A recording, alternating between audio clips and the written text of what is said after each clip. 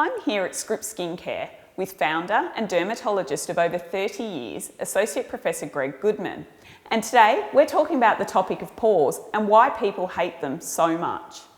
So Greg, one of the things we always find is that people complain about their pores. Why do you think it is that people hate them so much? Look, I'm going to have to give a fairly long-winded answer to that. It's all about contrast in the skin. I think that people want to have smooth, unblemished skin. That's what most people want. So the brightness in the skin is an uninterrupted reflection from the deeper layers in your tissue out to the skin surface, to the observer. So they can see it bouncing in, hitting your nice smooth collagen layer and bouncing out to greet the observer. If anything gets in the way of that or scatters that light, that is perceived to be unhealthy skin. And pores do that par excellence because there are usually so many of them, and they usually do reflect the light in all different directions and make that brightness disappear and make the contrast so much more, and that's not pleasant to the observer of the skin. With pores, can you actually influence the size of them at all? You know, when I was a younger dermatologist, and I have been younger than I am now, it used to be said that nothing could influence pores. We now sort of know that things can influence pores. Certainly physical procedures can. Some of the tattoo lasers that are not really used for tattoos so much but used for rejuvenation of the skin can change pores. Certainly anything that produces little holes in the skin like needling or what's called fractionated treatments that put holes in the skin by lasers or by other means, they can influence pores and pore size.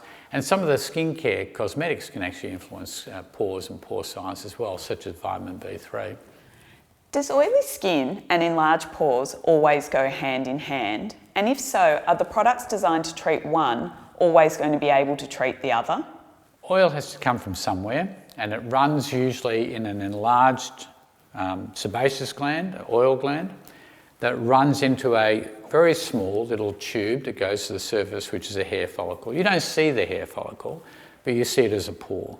Now that pore can be either enlarged and full of oil, or it can be enlarged and not full of oil. Similarly, you can have a big oil gland through a very narrow pore that you can't really visualize. So no, they don't always go hand in hand, but they usually do, because the enlarged pore allows the carriage of a large amount of oil. The products that affect one don't necessarily affect the other. Obviously, if you're mattifying the skin, but with a cosmetic, a blur of the oils, or you're using something like a powder, that doesn't influence the pore size at all. It just influences what's on the surface, which is the oils that come out of that pore. Pores themselves need to be shrunk in different ways, and usually not really related to the oil production treatments that one might use.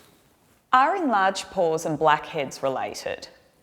They are in a way. True blackheads are a part of acne. What people sometimes perceive as blackheads is just material that develops in the pores that people see on their noses or on their cheeks, and they perceive they're blackheads, but actually they're just a bit of gelatinous debris, a little bit of muck that lives in a pore.